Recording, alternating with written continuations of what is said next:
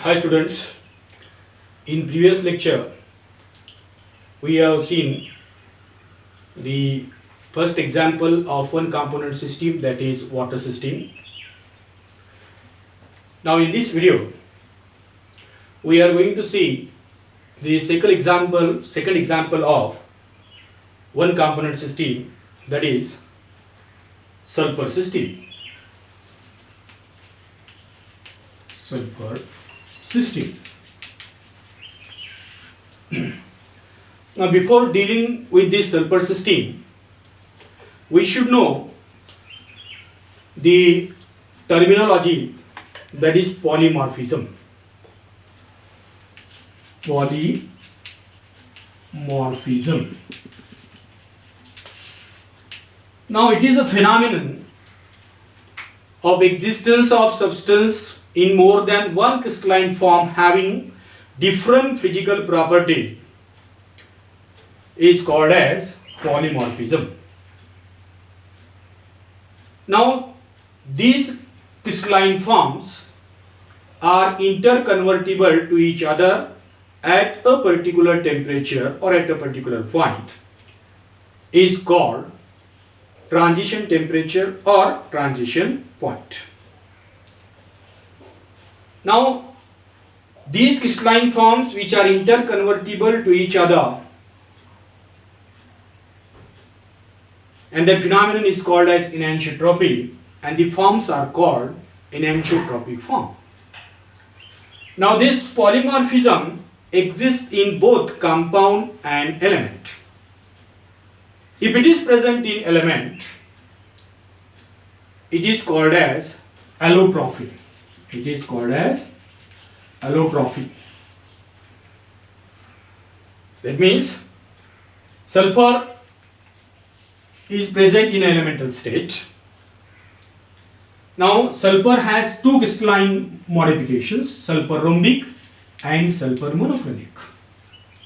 Both have different physical properties, and these two are interconvertible to each other at 95.6 degrees centigrade, and therefore this temperature is called as transition temperature or transition point.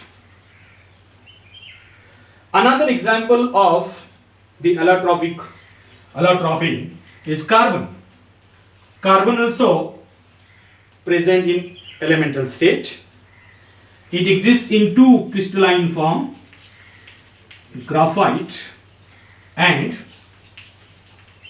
diamond. Therefore copper exists in two allotropic form, graphite and diamond.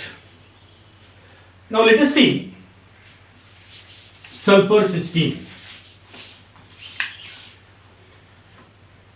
As we have seen, sulfur exists two crystalline form, that is sulfur rhombic and sulfur monoclinic, and each crystalline form exhibit new phase, the separate phase. Now sulfur system is one component system. Now the sulfur system consists of number of phases: sulfur rhombic, sulfur monoclinic, sulfur liquid and sulfur vapor. Now how many number of phases are in equilibrium can be conveniently studied with the help of Gibbs phase rule, and can be represented with the help of the phase diagram. Now let us see the phase diagram of sulfur system, that is pressure temperature diagram. Now why sulfur system is one component system? Because in order to express composition of each phase participating in the state of equilibrium, it required only one chemical individual, that is S. That's why it is one component system. That means simply by this S chemical individual we can express composition of each phase participating in the state of equilibrium. Now come to this phase diagram. Now the phase diagram of the sulfur system consists of number of curves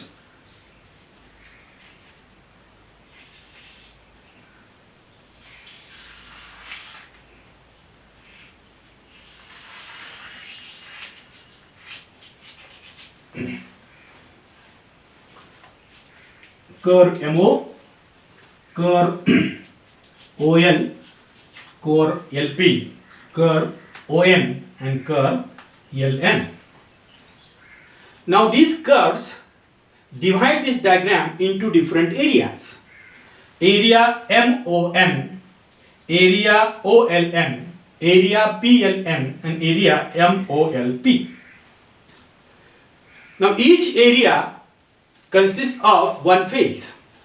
Now area MOM consists of rhombic sulfur phase.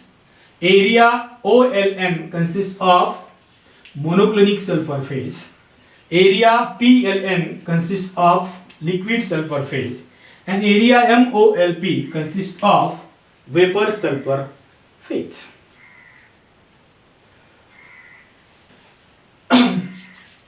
Now let us study the general explanations.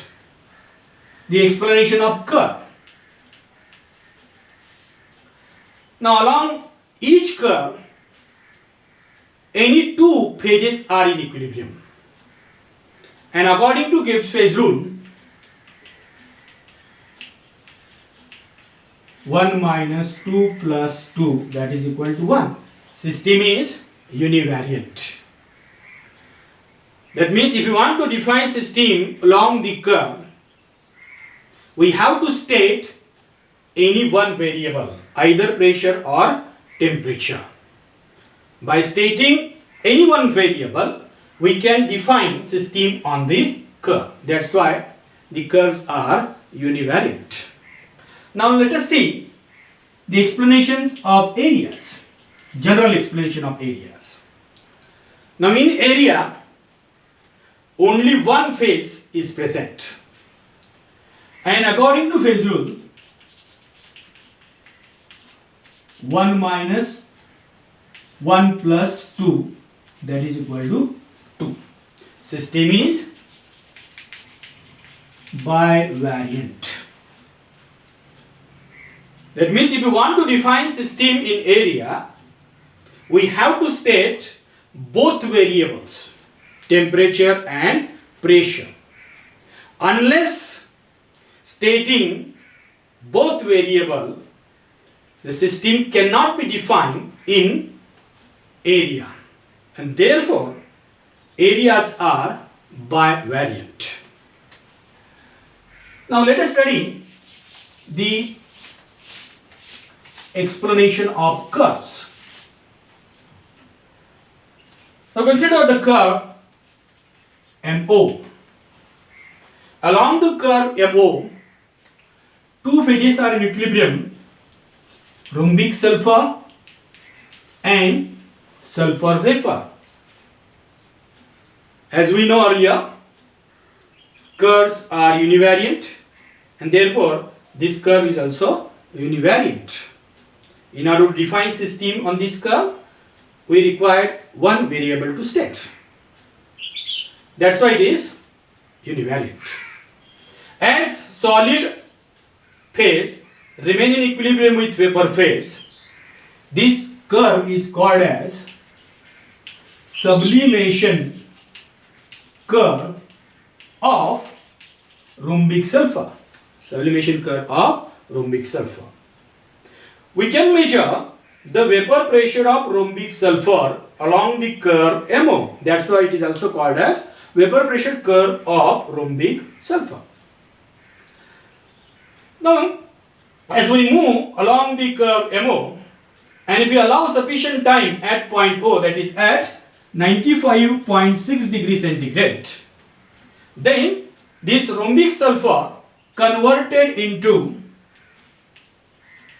monoclinic sulfur. And therefore, this temperature 95.6 degrees centigrade is called as transition temperature, because one crystalline form converted into another crystalline form, and therefore it is also called as transition point. Therefore, at the point O, three phases are in equilibrium: sulfur rhombic, sulfur monoclinic, and sulfur vapor. And thus, system is non-variant. We need not require to state any variable to define system completely at point O. That's why it is triple point. Now if if that system shift from this point O, then we will come across the curve OL. We will come across the curve OL. Now as we shift from this point O, previous phase get vanish, and now system remain in equilibrium between sulfur monoclinic and sulfur vapor. Two phases are in equilibrium. Again, solid phase remain in equilibrium with vapor phase. Therefore, it is called as sublimation curve of monoclinic sulfur. As soon as we reach at point L, third phase will come in picture, that is liquid phase at point L at 120 degrees centigrade. Sulfur monoclinic, sulfur liquid, and sulfur vapor. This is triple point. As three phases are in equilibrium, this is triple point at 120 degrees centigrade. Now as soon as we shift from this point L, previous phase get vanish, and now sulfur monoclinic remain in equilibrium with sulfur liquid along the curve LP. Along the curve LP. As sulfur monoclinic remain in equilibrium with sulfur liquid, it is called as melting point of monoclinic sulfur. Melting point of monoclinic sulfur. That means these are the melting points of monoclinic sulfur at various pressure, and therefore it is called as sorry. If we shift from this point L, the previous phase get vanish. That means sulfur monoclinic phase get vanish, and sulfur liquid remain in equilibrium with sulfur vapor. Now here sulfur liquid remain in equilibrium with sulfur vapor. That means we measure vapor pressure of liquid sulfur along the curve LP. Along the curve LP. And therefore it is called as vapor pressure curve of liquid sulfur. Vapor pressure curve of liquid sulfur. Now this is the point P up to which the vapor pressure of liquid sulfur can be measured. Now again, if we come to this curve MO, now at point O, if sufficient time is not allowed, anything is rapid, then instead of getting monoclinic sulfur at point O, system will come across this dotted extended curve of MO, that is OM dash. Now here getting monoclinic sulfur at point O, system will come across this dotted line OM dash, and M dash at point M dash we still obtain rhombic sulfur, and that rhombic sulfur is in a metastable state, that is SR dash, metastable state. Now consider again this curve LPL. If we cool liquid sulfur very slowly, then instead of getting monoclinic sulfur at point L, we will come across the dotted extended dotted line of LP, and here we get still liquid sulfur in a monoclinic sulfur area, and that liquid sulfur is called as metastable liquid sulfur. And therefore at point M dash, three phases are in equilibrium: metastable SR, metastable SL, and SV, that is sulfur vapor. Now consider this curve ON. Curve ON. Now this curve ON, along this curve ON, rhombic sulfur remain in equilibrium with monoclinic sulfur.